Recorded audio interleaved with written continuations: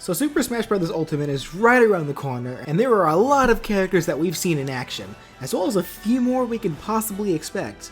That of course means that there are a lot more characters who will not be playable in Smash, and a good amount of those that a small majority of people really want. So I thought I'd make this video series to create possible movesets for those characters who will no doubt be relegated to the sidelines. With that said, let's just get right into this with the first character that I want to start with.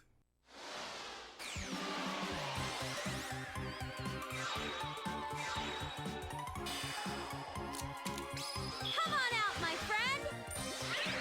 Calling Jibanyan! Yokai Metal, do your thing! Summoning Charming! Boom boom walla walla dance dance charming! Jibanyan!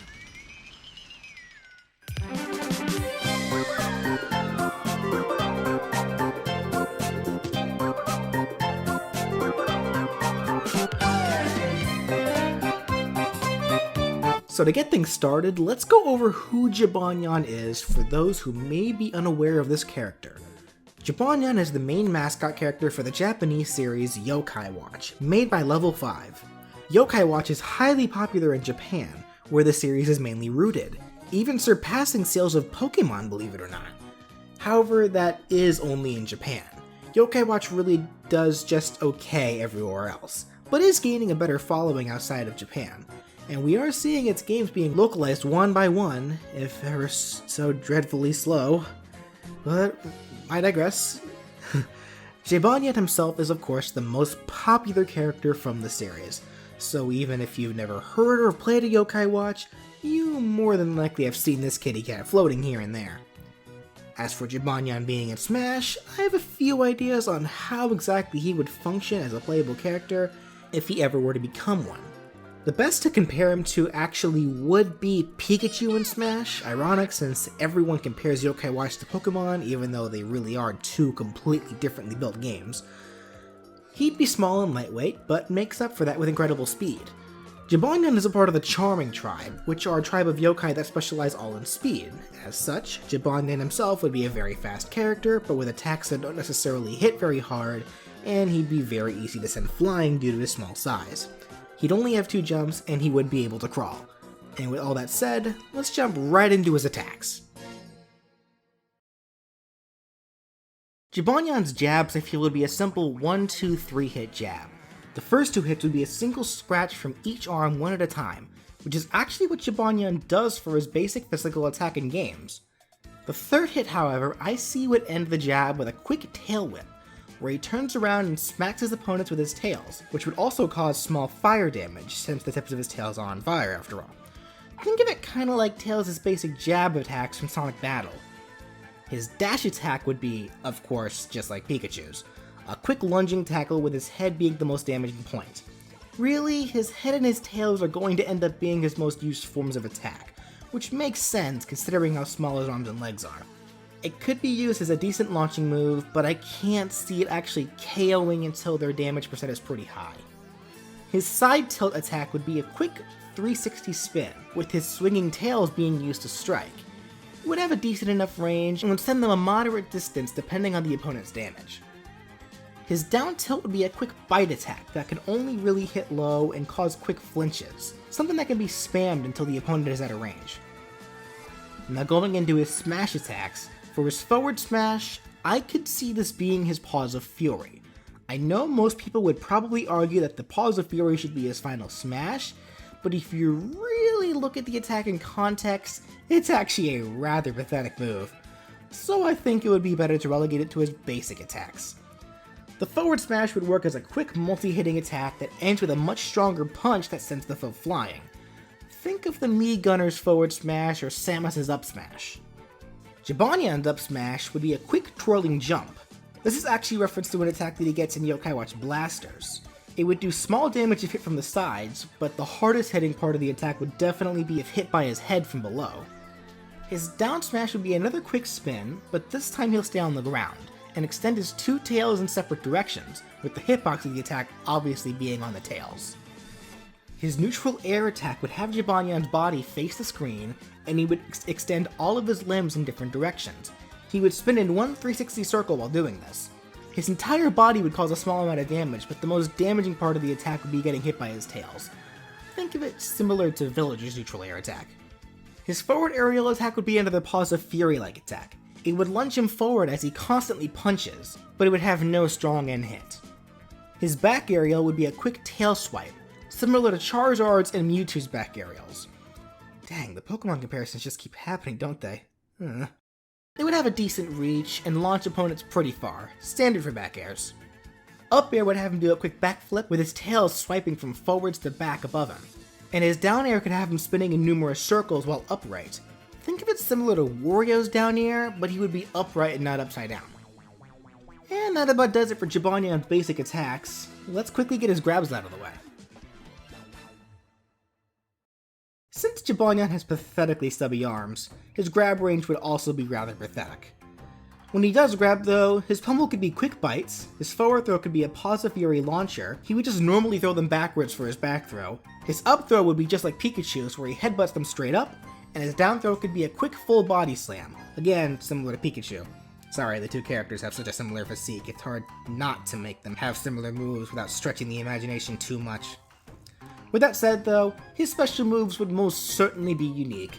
That's what makes him special. So let's move right along to those. Jibanyan's neutral special would be, once again, a Paws of Fury. But hear me out on this one. It would work like a rapid jab attack that gets weaker the longer it's used. He would immediately start his rapid fire punching as soon as you hold the button down. When you let go of the button, he would end it off with a stronger punch to send the foe flying. But it wouldn't be as strong as his smash attack. However, you can't just keep holding the button down to have him continuously punching. It lasts significantly longer than his smash attack, but if you hold the button down for too long, his attacks will slow down and get weaker. Eventually, he will just stop to catch his breath, leaving him open for punishment. The last punch of the attack will also get weaker if you wait too long to let the button go. For his side special, it would be his fire attack, Jibanyan's spirit-based attack from his games.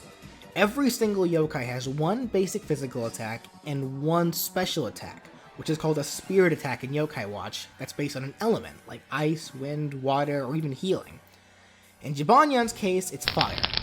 He would shoot a small fireball-like projectile that can be aimed depending on where you tilt the control stick upon using it. It would fly at an angle and disappear as soon as it makes contact with something, whether that's the stage or foe. I see it being a little bit stronger than Mario's fireballs, as well as actually being able to launch the foes a little bit.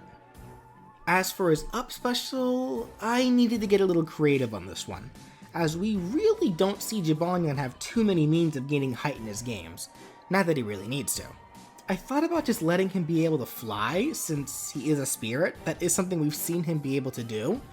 However, it's not very good, he moves way too slow, and the move likely will just be easy to punish. So I thought about making his up special a little more iconic of what Jibanyan is most known for, and that of course is the Evil Beast.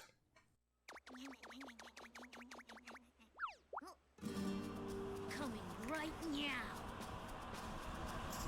Take this, you dumb truck. Paws of Fury!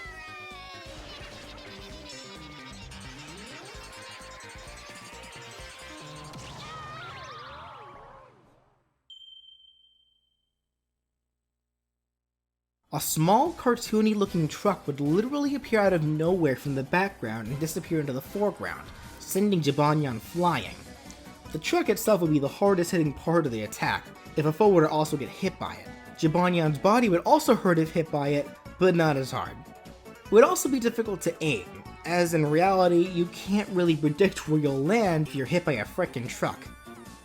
I think an attack like this really characterizes both Jibanyan as well as the unpredictable and ruly nature that is the Yokai Watch games themselves, as you really don't have that much control in the Yokai Watch battles, and are dependent on RNG most of the time.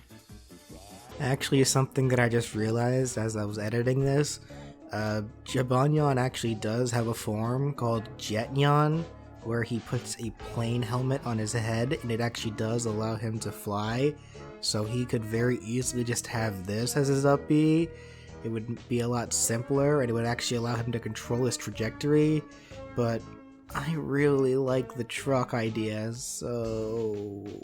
And finally, Jibanyan's down special would be the last of the basic attacks that all yokai can do in their games, and that is Inspiriting. Every yokai has a different kind of Inspirit that can be used in battle in various ways depending on the yokai. Think of Inspirits like status affecting attacks. They can be used to cause ailments, debuff certain stats, or even be used on allies for healing or buffing. In Jibanyan's case, his yokai power causes people to stop moving in the middle of a busy street, akin to how he was hit by a truck when he was alive. This translates in game to being able to drop the speed of a foe yokai when he inspirits them. So in Smash, it could be a close range attack that can hit only those directly in front of him, similar to Mewtwo's Disable or Robin's Nosferatu. But it would briefly slow the foe down, similar to if you were hit by Bayonetta's Witch Time. And that does it for Jibanyan's special attacks, as well as all of his moves as a whole. Now before anything else, there's one more thing I thought of for Jibanyan that I think would help distinguish him as a character. You know them, most of you might love them, it's the character's gimmick. Jibanyan is a rather odd yokai, and thanks to that, as well as the power of merchandising, he actually has a lot of various forms and evolutions. So I thought it would be neat if a few of those forms could be incorporated somehow, but not by the player's choice. Let's say that Jibanyan would change forms depending on what attack he's hit by from opponents, as, once again, is the unruly and chaotic nature of yokai, where the player doesn't have full control, just like in the Yokai Watch games. If Jibanyan were to be hit by a slashing-based attack or an ice-based attack, he would be turned into Thornyan. Thornyan is normally obtained by fusing Jibanyan with another yokai named Cough Cough, but in the anime, it states that Jibanyan takes this form whenever he catches a cold. As Thornyan, his properties and gameplay would remain largely the same, but he would gain a passive ability where if the foe makes direct contact with him, whether from an attack or not, they would gain 1% of damage each time it happens, just like his skill from the games. On top of that, his side B and down B would slightly be altered. His fire attack would change to a wind-based attack. It would work the same, but it would move much faster but lose some power. And his Inspirit would change so that it would cause the foe to take damage over time, as if they had the flower from lipstick stuck to their head. Being hit by fire, darkness, or poison-based attacks would change Jibanyan into Badinyan. Look at that pompadour. Badinyan is obtained by fusing Jibanyan with a yokai that has an equally impressive pompadour named Rough Wrath. Badinyan's passive ability would also be just like it was in the game, based around his pompadour. He would take half damage from all attacks that hit him from the front, but he would take double damage if hit from the back, just to balance it out. All of his attacks are much stronger by dealing more damage and launching foes farther, but they would move a little slower than normal. His Inspirit would be changed so that it would just straight up stun opponents, as if they suffered a shield break. This isn't normally what Badinyan's Inspirit is, it's actually a status that can cause foes to attack their allies, but I don't think that would translate well into Smash, so I needed to improvise a bit here. And finally, Jibanyan's last form. If Jibanyan is hit by an electric or laser-based attack, it would turn him into Robanyan. Robanyan is kind of an odd one. The game states that Robanyan is just a robot that thinks it's Jibanyan, so I debated on whether or not to actually use it. But the anime also clarifies that Robanyan is actually Jibanyan after roboticizing himself in the far-flung future, so that he can come back in time to see the main character, Nate, who at that time has been long dead. So why not? Jibanyan would move much more sluggishly than Jibanyan, but he would also be much heavier, making him harder to launch. All of his attacks would be slower, and his side B would turn into Frost, which is more powerful than Fire, but is also slower and doesn't move as far.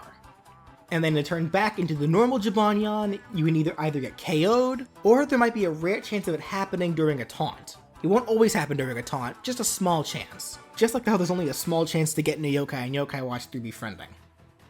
And that about does it for his transformation gimmick. That said, let's move on to everything else, starting with... People can argue that his Final Smash should be his Paws of Fury, since that is his ultimate move from the games. But I stated earlier why I didn't want that, so instead, I think Jibanyan's Final Smash should be this.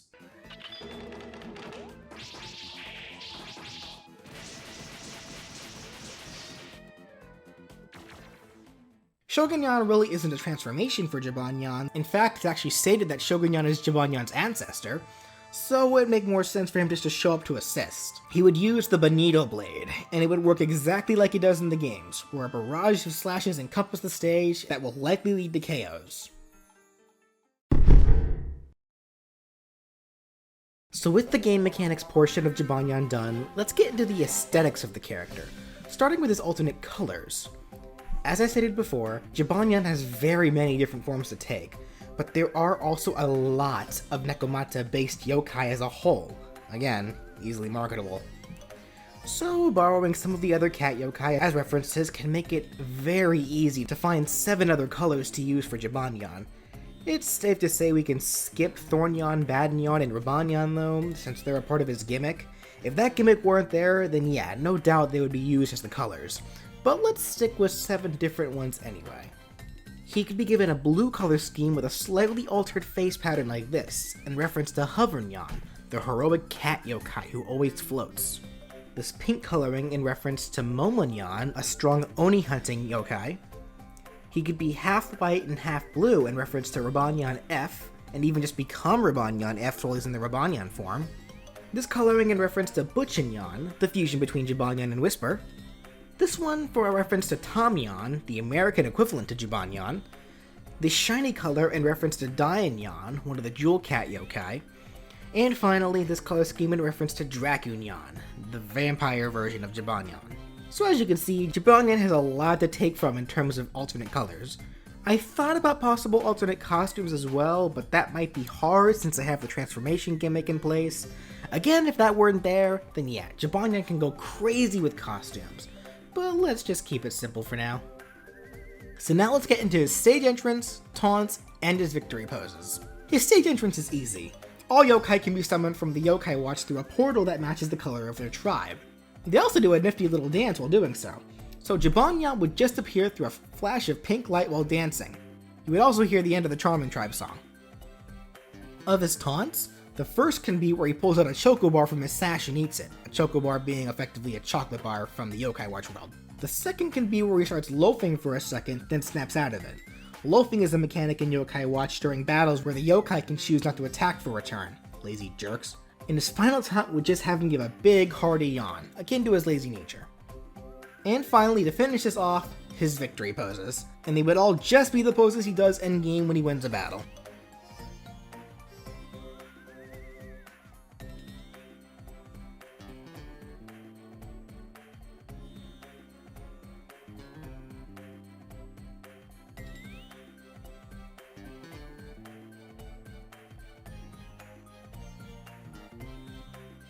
And that about does it for everything I thought of for if Jibanyan were a playable character in Smash.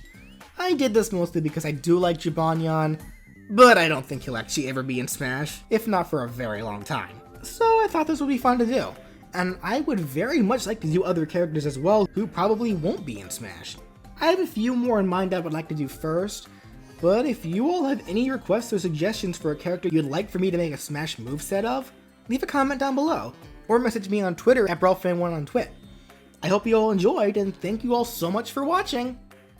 No, seriously, wouldn't it be crazy if Jibanyan actually does make it into Ultimate? That'll just be awkward. Oh well, bye.